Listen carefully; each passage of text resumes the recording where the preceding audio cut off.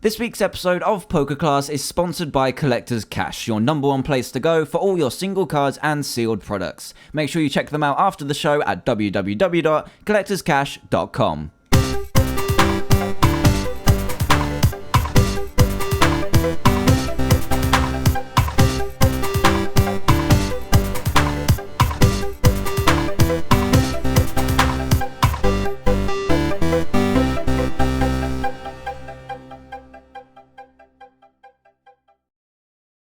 Hey everyone, Dan here and welcome to episode 106 of PokeClass, where today we get to the serious business for those of you in the US. It's regionals time. Over here in the UK, states and regionals are over and we have already started Battle Roads competition, but since some of the most important points grabbers are almost here in the US, I thought I'd have a go at predicting the metagame for regionals as best I can, and even if I do get it wrong, there's 5 full lists in this episode to help you out with getting your lists right. So today, it's going to be another top 5, and even though you may not agree with the order of these, I do believe that these are the top 5 decks in the format right now, and hopefully you can gain something from the lists included. So without further ado, let's get to number 5. And this spot I have placed Klinklang, as I feel that it's seen a dramatic decline in play, but still has a chance to take on the rest of the top 5 list with decent matchups at regionals. With every other deck in this top 5 being based around EX attackers, Klinklang still has that hope that if other decks in the top 5 don't have an alternative to attacking with EXs, it can lock them straight down.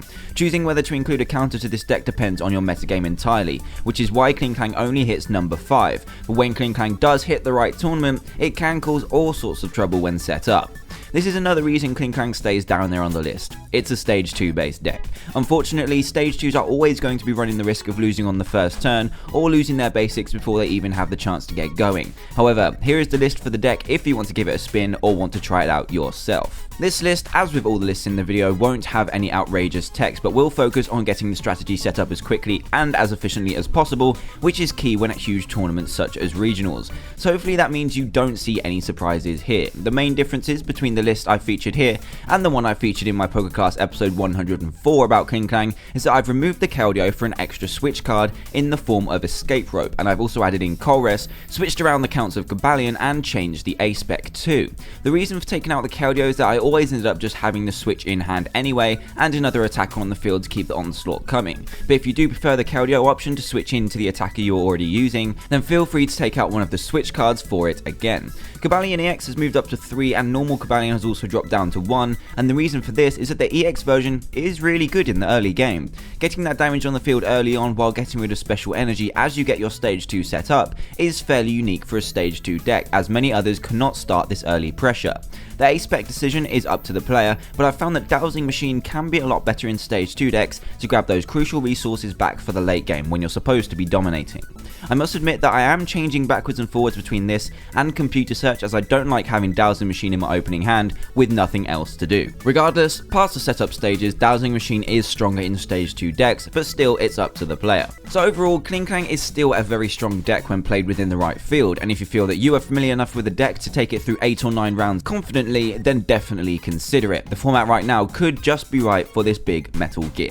So moving on to number 4, and we have Blastoise Keldeo, who is once hitting the top of the format, but is still up there as a main contender for regionals. I'm not going to say too much about the deck and its strategy because it has been said countless times before, but the power Keldeo has gained through Black Kyurem is keeping it in the game. So here's the list I've got so far for the deck, and I feel that is as consistent as I can get it so far. So this list again is very standard, apart from maybe the regular Black Kyurem, and the only reason for this is because of Klinklang, our 5th place deck on the list. Granted, Blastoise does have an attack that can deal a decent amount of damage, but what you're doing when attacking with Blastoise is risking your whole strategy going down to a Cobalion. Once a single Blastoise hits the discard, you'll need to find another one pretty quickly or it's going to go downhill very fast. The reason for Black Kyurem is that you have the attack Flash Freeze, which is fairly expensive, but it at least softens up a single Cobalion EX for a follow-up attack, or you can swing twice and take 2 prizes to their 1. It's a long shot, but it really is the best you've got apart from trying out something funky with a fire Pokemon, which I seriously wouldn't recommend. The main difference between this and the list I provided a very long time ago is the inclusion of 2 Black Kyurem, which can finish out games and take off big threats from the field along with all their energy. This card is especially strong against big basics, as you can wipe a serious amount of energy off of their field in one attack, which gives you the opening you need to sweep up the rest before they get going again. However, the risk of playing this, again, is because it's a stage 2 deck, meaning that you could be suffering quick losses or games where you just can't get your stage 2 out thanks to all the fast attackers out there at the moment. Overall, Blastoise is still a very strong deck that has the ability to go all the way at regionals, if you miss as many Klinklang as possible, as this is easily your toughest matchup. Garbodor variants are also an issue, but feel free to squeeze in a Tool Scrapper or 2 if you do think that the field will have some form of the garbage man out there. Definitely test against this if you're heading out to regionals this weekend.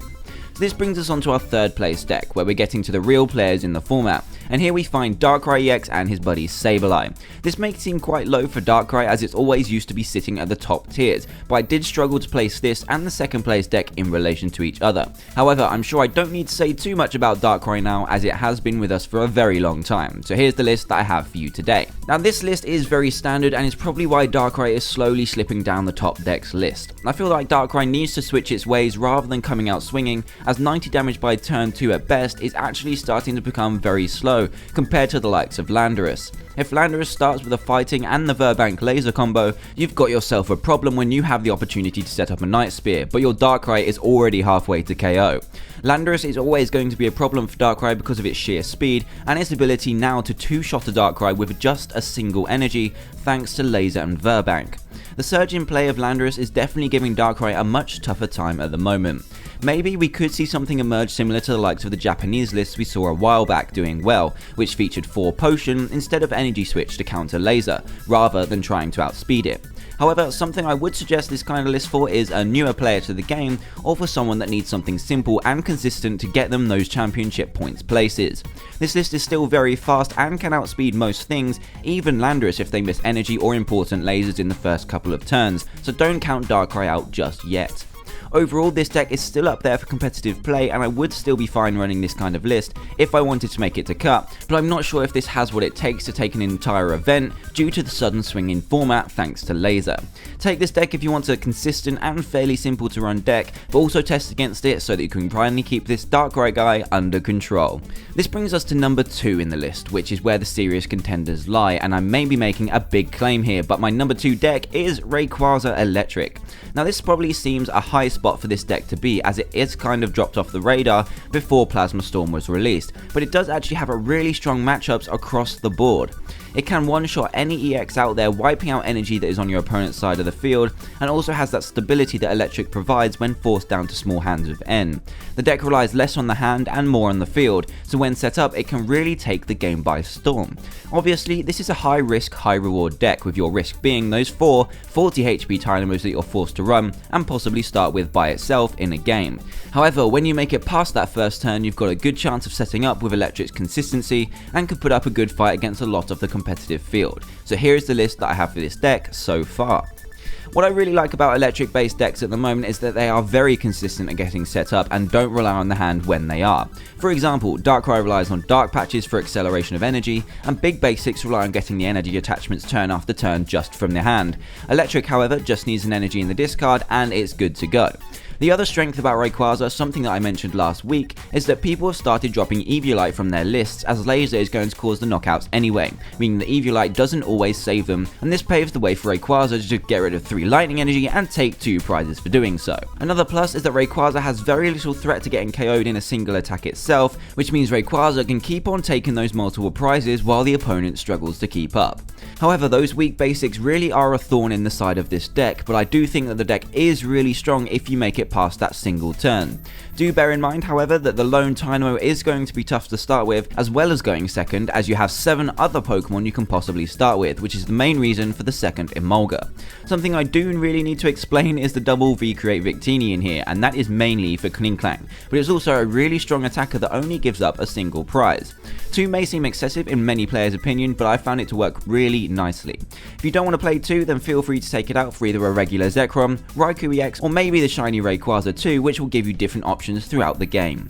Overall, this deck is very strong when set up and can take on most of the format with confidence. However, that first turn is going to be always a worry when running those small Tynamos. If you don't mind taking the risk, then Electric is definitely something you should consider running at Regionals. However, there is something topping the charts of even this deck, and it is probably what you were expecting. My number 1 pick for Regionals this time around is none other than Landorus-Mewtwo Buffalon.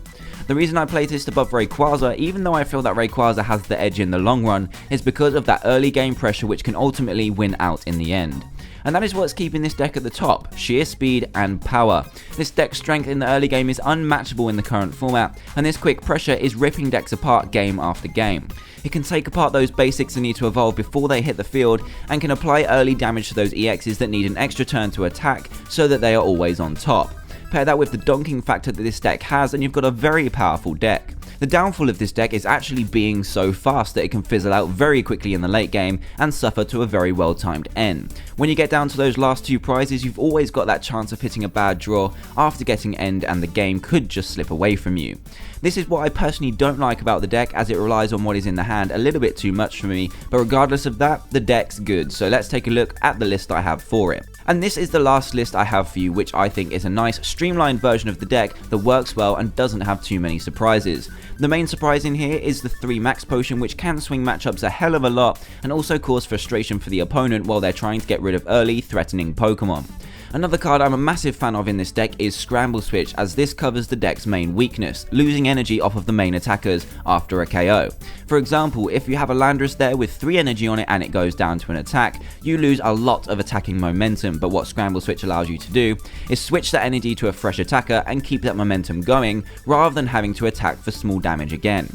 The Buffalon is also a nice option, as when played at the right time can take a nice double prize with Gold Breaker, but then only give up a single prize to set off the prize maths for your opponent. What this allows you to do is get the prize and attacking advantage so that you can force your opponent to still knock out 3 EXs regardless of whether they knock out the Buffalon or not. The deck covers a lot of bases and still has a chance in the late game thanks to Scramble Switch and Landorus' second attack. Overall, the sheer speed and power of this deck is keeping it at the top going into regionals, and I feel that we will see the results reflect this fact when they are over this weekend. And that is my top 5 choices for regionals, which are just around the corner. I hope this episode isn't too late for you, and I hope that it helps you make those important final decisions when it comes to these important tournaments. And that's it for this week's episode of PokeClass, and I hope that you enjoyed it. If you do happen to be new to the channel, then please hit that subscribe button for more Pokemon videos, and if you did enjoy this episode, I would really appreciate it if you could hit that like button too. So thanks again for watching, guys, good luck at regionals everyone, and have a great week.